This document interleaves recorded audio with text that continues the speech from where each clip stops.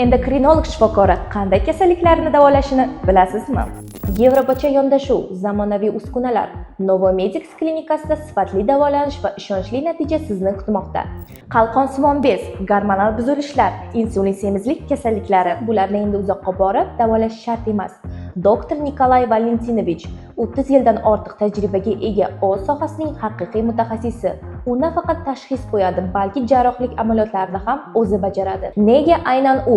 Yevropa standartlariga mos zamonaviy diagnostika va jarrohlik usullari, operatsiya xonalarida minimallashtirilgan chandiq va tez tiklanish, to'liq shaxsiy yondashuv, tashxisdan boshlab post operatsion parvarishigacha. Qanday muammolar? Eng ko'p uchraydigan qalqonsimon bez tug'illari va kistalari, gormonal disbalans va metabolik buzilishlar, qoraqalqonsimon bez adenomalari, insulin va semizlik muolajalari bo'yicha ko'rik olib boradilar. Joylar cheklangan ushbu noyob mutaxassis bilan maslahat va davolanish imkoniyatini qo'ldan boy bermang.